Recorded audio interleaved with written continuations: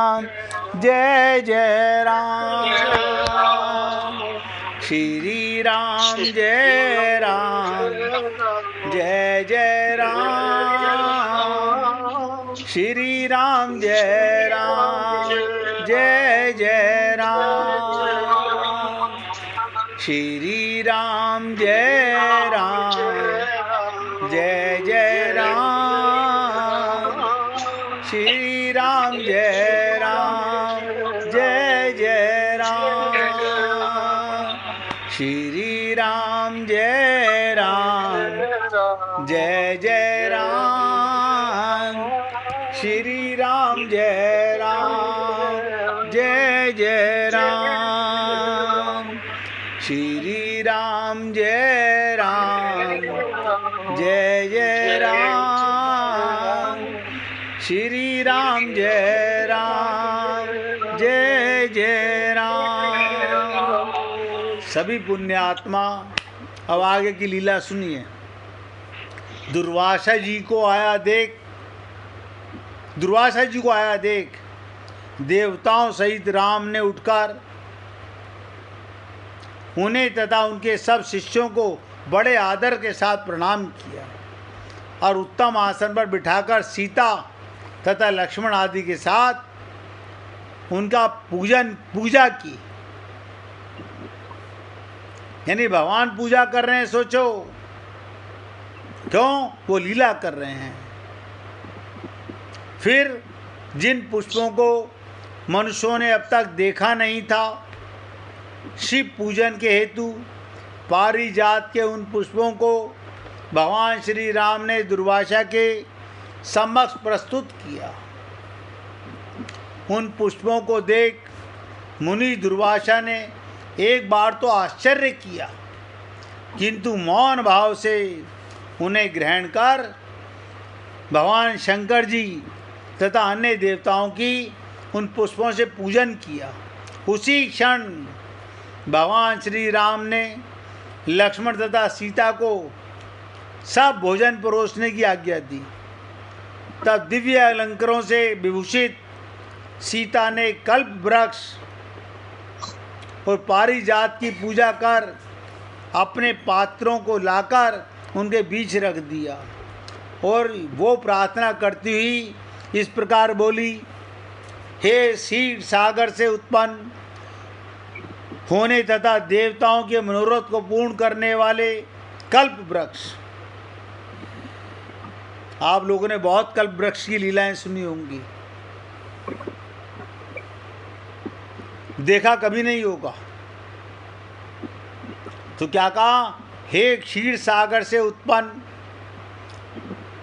देवताओं के मनोरथ को पूर्ण करने वाले कल्प वृक्ष, आज शिष्यों सहित हमारे यहाँ आए हुए दुर्वासा को तुम संतुष्ट कर दो।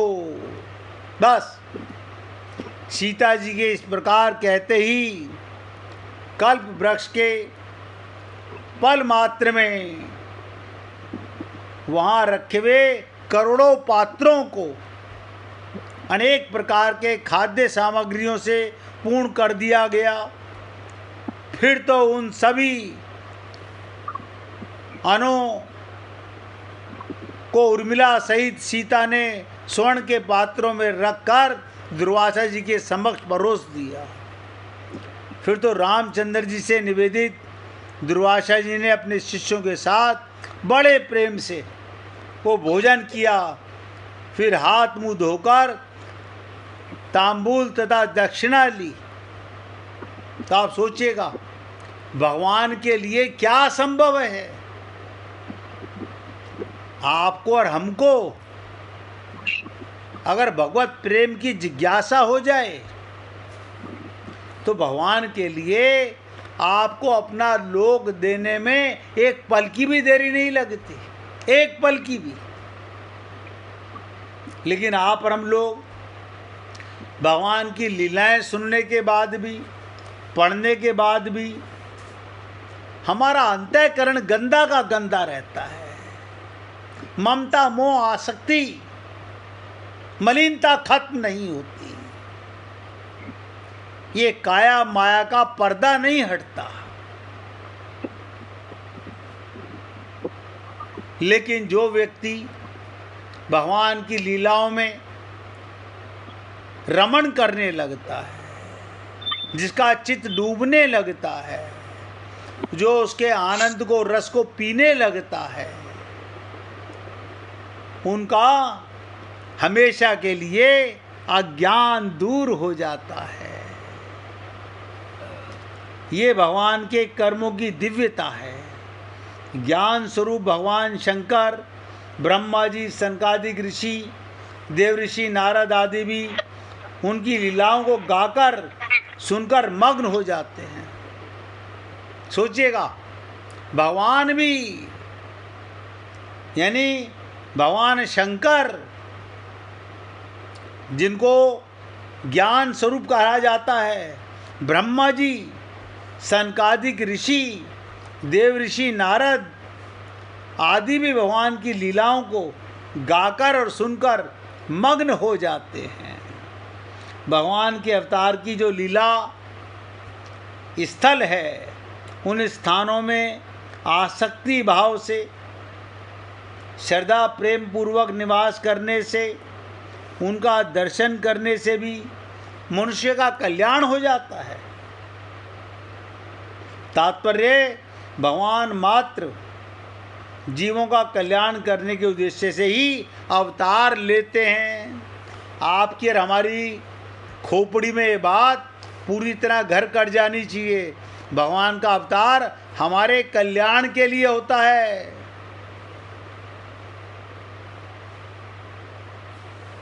अपने लिए नहीं होता।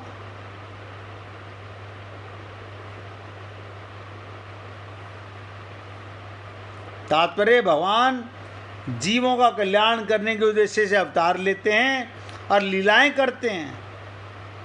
अतः उनकी लीलाओं को पढ़ने, सुनने और उनका मनन चिंतन करने से स्वाभाविक ही उस उद्देश्य की सिद्धि हो जाती है। अब हमारा उद्देश्य भगवत प्राप्ति का अभी तक बना या नहीं बना, देखो, ये तो आपका हृदय जानता होगा। मन नहीं, मन तो माया का बेटा है, मन तो पापी है, और बुद्धि, ये दोनों बिगड़े हुए हैं हमारे। अगर आपका अंतःकरण शुद्ध हो जाए, ज्ञान हो जाए, आत्मज्ञान हो जाए, तो आपका भगवत प्राप्ति होने में, अज्ञान मिटने में, आत्मज्ञान होने में 1 मिनट की भी देरी नहीं लगती।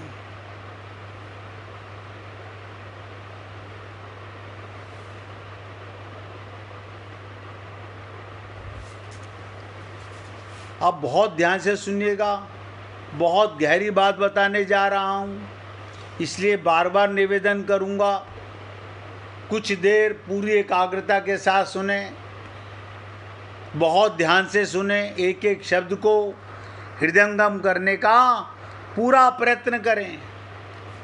चौथे श्लोक में अर्जुन ने भगवान को केवल उनके जन्म के विषय में पूछा था, बस। परंतु यहाँ भगवान ने अर्जुन के पूछे बिना अपनी तरफ से कर्म के विषय में कहना आरंभ कर दिया।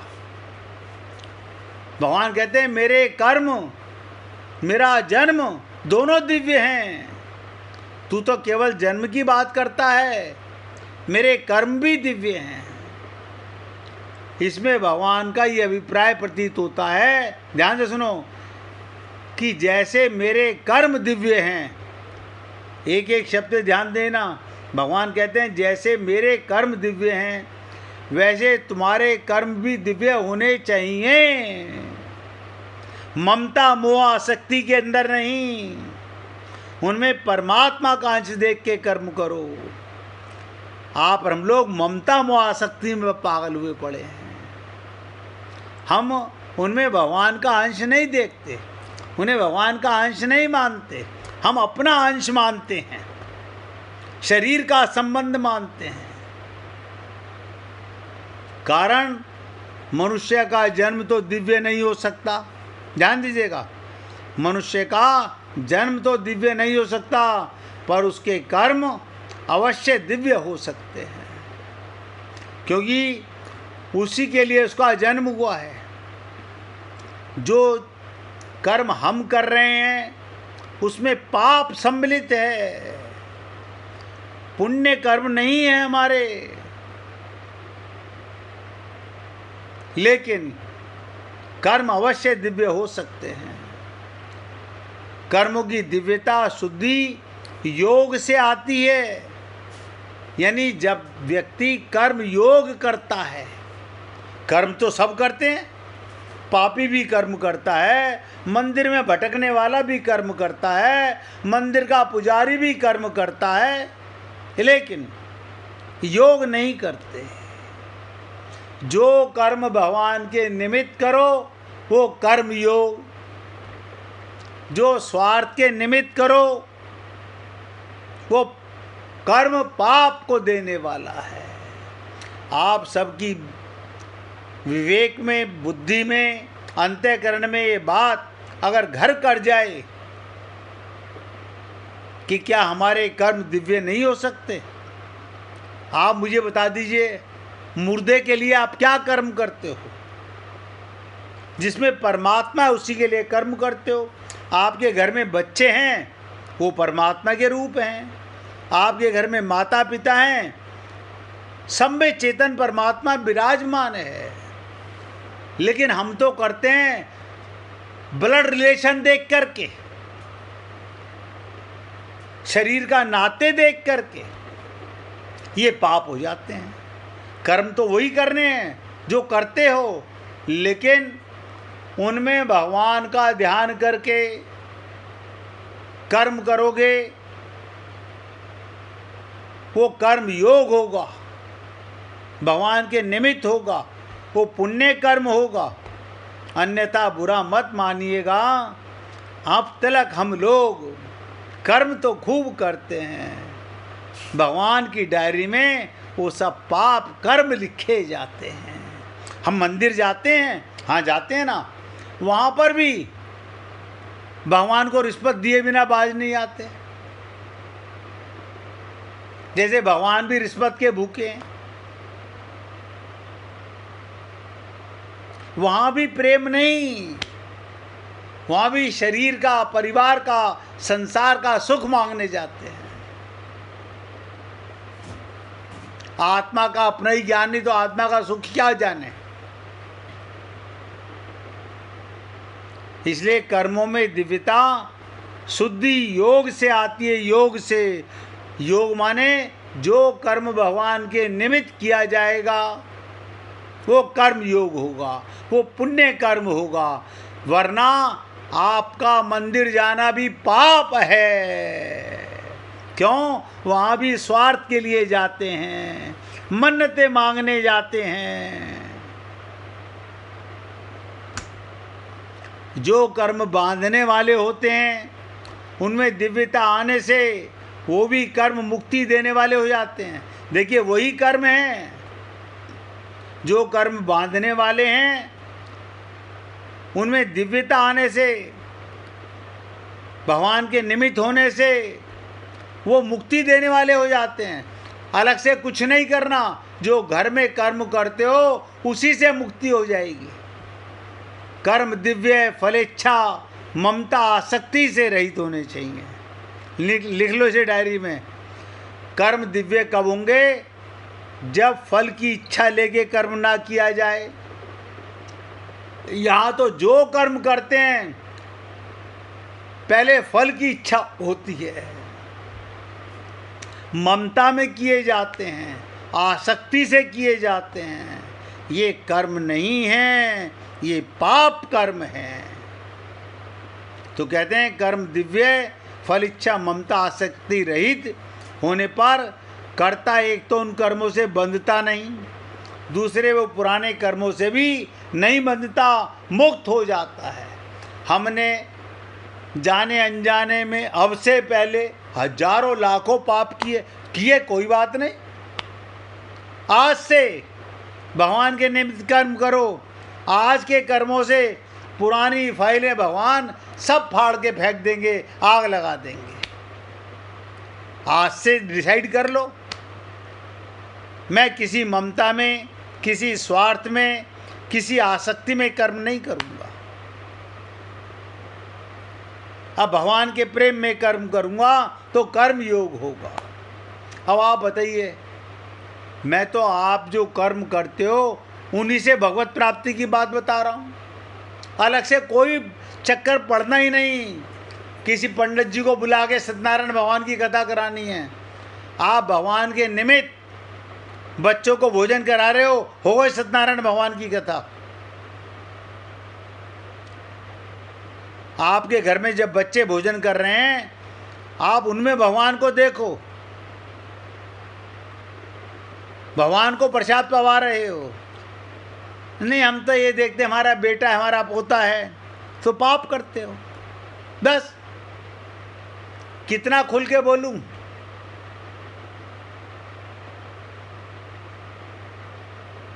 हम बंध जाते हैं और कर्म योगी मुक्त हो जाता है।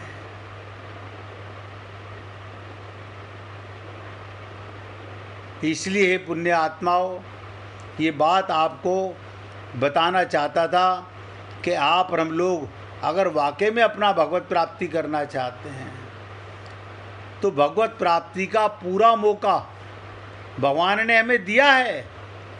आपके कर्म से, क्योंकि कर्म योनि में है, अकर्मा कोई रह नहीं सकता, सबको कर्म करना पड़ता है।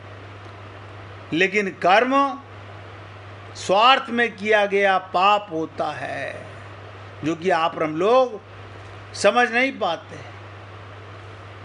अब एक छोटी सी लीला और सुन लीजिए। पाप कर्म से बचें, पाप कर्म से बचें। मैं वही लीला सुनाता हूँ जो टॉपिक चल रहा होता है, उसी से रिलेटेड, ताकि आपको थोड़ा और लीला के माध्यम से भी गंभीरता से समझ आ जाए। इसके बाद जिस किसी को भजन सुनाना वो निकाल के रखना। एक शहर के, ध्यान से सुनो, एक शहर के किसी स्कूल में एक मोहल्ले के दो लड़के एक क्लास में साथ साथ पढ़ते थे। बहुत ध्यान से सुनो। अशोक जी, अपने मोबाइल की आवाज़ बंद कर लो भाई, आपस में बात तो करते ही रहते हो घर में आप।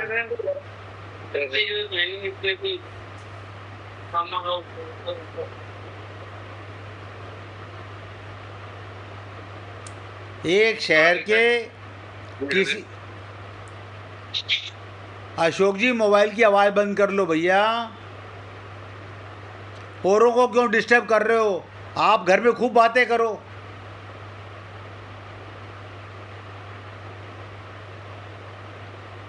बहुत ध्यान से सुनिएगा। एक शहर के किसी स्कूल में, अरे राम,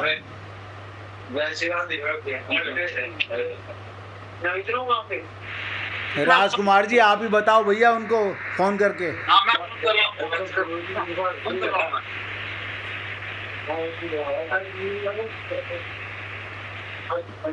तो एक शहर के किसी स्कूल में एक मोहल्ले के दो लड़के एक क्लास में पढ़ते थे और दोनों में बहुत मित्रता थी। स्कूल की मित्रता प्राय निष्कपट हुआ करती है। स्कूल से निकलकर भिन्न भिन्न मार्गों पर अवलंबन करने तथा स्थिति में छोटे बड़े होने पर मित्रता रहना न रहना दूसरी बात है, वो अलग बात है, लेकिन मित्रता थी। अब ध्यान से सुनिएगा। अच्छे लोग तो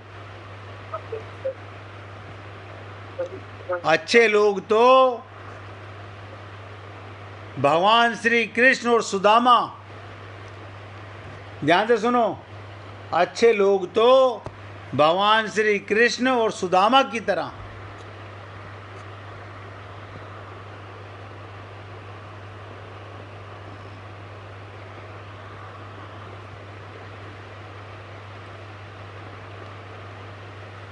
एक आदमी सबकी लीला डिस्टर्ब कर देता है। कृष्ण और सुदामा की तरह हैसियत में बड़ा भारी अंतर पड़ जाने पर भी लड़कपन की मित्रता निभा करते हैं। भगवान को देखो, बचपन की मित्रता को राजा बनने के बाद भी निभा रहे हैं। परंतु ऐसे लोग बिरले ही होते हैं। अधिकांश तो राजा द्रुपद की भांति धन या उच्च पद मिलने पर लड़कपन के प्यारे मित्र का उसकी गरीब हैसियत होने के कारण तिरस्कार कर दिया करते हैं। धन या पद के मत से अंधे हुए उन लोगों को एक गरीब कंगाल को मित्र मानना या कहने कहलाने में बड़ी लज्जा महसूस होती है।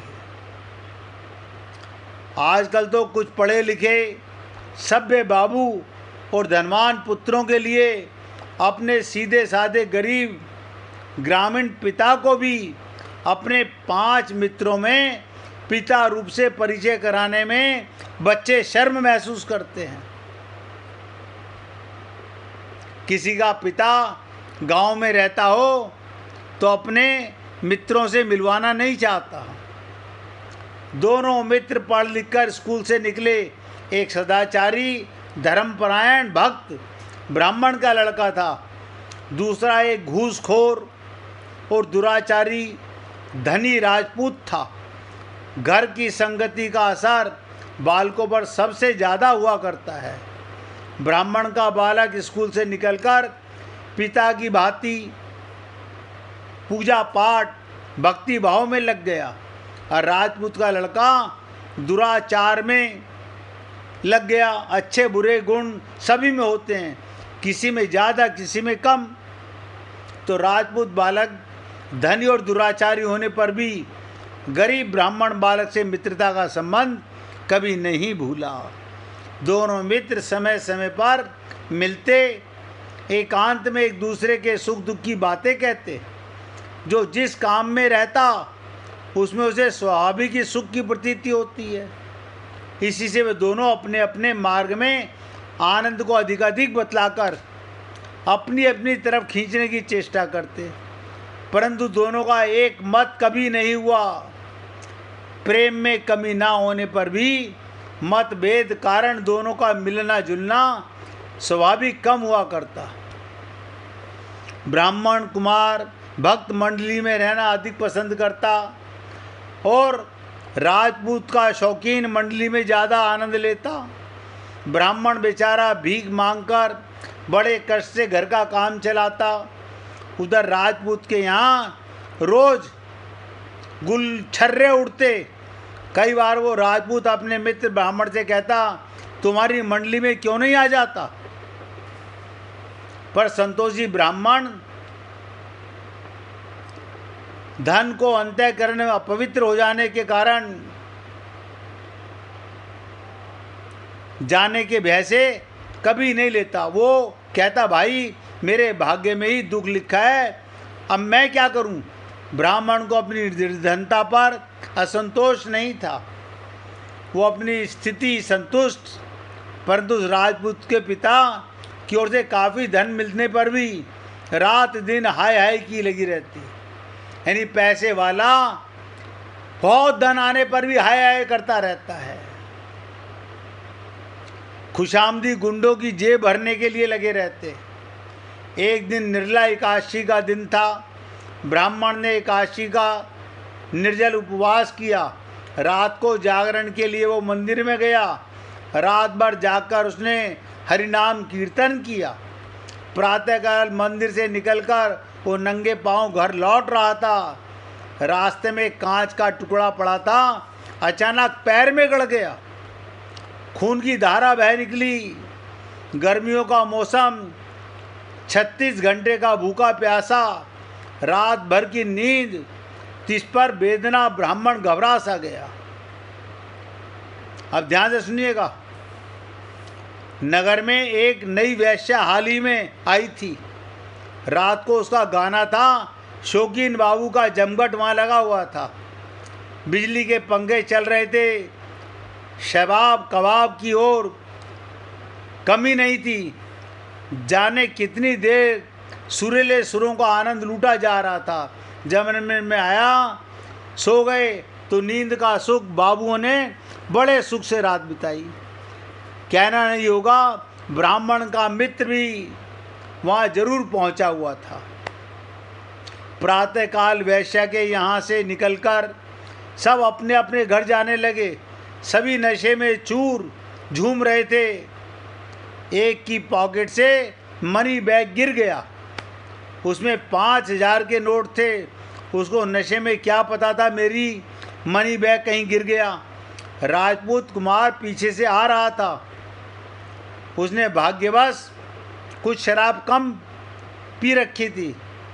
वो होश में रहा। चलते चलते मनी बैग की उस पर नज़र पड़ी।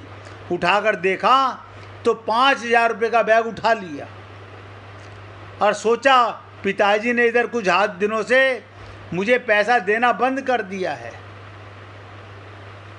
बैग जेब में रखकर वो चलता बना। जिस रास्ते से वो जा रहा था उसी रास्ते पर उस ब्राह्मण का पुत्र कांच लगा। वो बेचारा खून पहुंचकर जल की पट्टी बांध रहा था। मित्र को देखकर उसे बहुत हिम्मत हुई। पूछने पर उसने सारी कथा बताई। राजपूत ने कहा, भाई तुम तो किसी की बात मानते नहीं। दिन रात पूजा पाठ राम नाम के व्यर्थ बखेड़े में लगे रहते हो। जीवन बर्बाद कर रहे हो। भला क्या होता है राम नाम बड़बड़ाने और मंदिरों में जाने से? तुम्हारी तो हड्डियां चमक रही हैं। संसार सागर से राम नाम तुम्हें तार नहीं देगा। मरने पर बैकुंठ मिलेगा। कोई देखकर आया है, मरने पर बाद बैकुंठ मिलेगा। अब वो उसको इस तरह की बात बता रहा है। लेकिन तदंतर उस ब्राह्मण ने ये बात सुनकर क्या कहा, बोले तू अचानक मेरे राम ने ही भेजा है, जो तो मेरे को उठा के घर ले जा रहा है, मेरी देखभाल कर रहा है। वरना इस जंगल में कौन किसकी परवाह करता है। तेरे से पहले शराब पीने वाले हजारों यहाँ से जा चुके, कोई मेरी तरफ नहीं रुका। बोले आज तो मैंने कम पी थी। बोले ये भी मेरे राम की कृपा है। तो देखो, हर व्यक्ति की अपनी अपनी जिज्ञासा और लालसा होती है। कहते ना, कोई काऊ में मगन, कोई काऊ में मगन, वो वाऊ में मगन, जाकी जाऊ में लगन। इसलिए पुण्य आत्माओं, पाप कर्मों से सर्वदा बचें। भगवान का भजन स्मरण करना चाहिए। भगवान न्यायकारी होने के साथ दयालु भी हैं। ये बात सदा स्मरण बुद्धि में रखनी चाहिए। जो उनकी ओर एक कदम आगे बढ़ता है, भगवान उसकी ओर 5 कदम आगे बढ़ाते हैं। वो जीवों को सतत अपनी ओर खींच रहे हैं। उनकी कृपा का प्रवाह निरंतर बह रहा है। जो उसमें डुबकी लगा लेता है वो कृतार्थ हो जाता है। हे पुण्य आत्माओं, आज मैं अपने शब्दों को विराम दे रहा हूँ। कोई भक्त है जो भजन सुनाना चाहता है? गुरु जी आदेश करो। हाँ सुनाओ भैया। प्रार्थना है यही मेरी हनुमान जी, प्रार्थना है यही मेरी हनुमान जी, मेरे सर पे भी अब हाथ धर दीजिए, मेरे सर पे भी अब हाथ धर दीजिए। राम सीता का दर्शन करा के मुझे, राम सीता का दर्शन करा के मुझे, मेरे सपने को साकार कर दीजिए।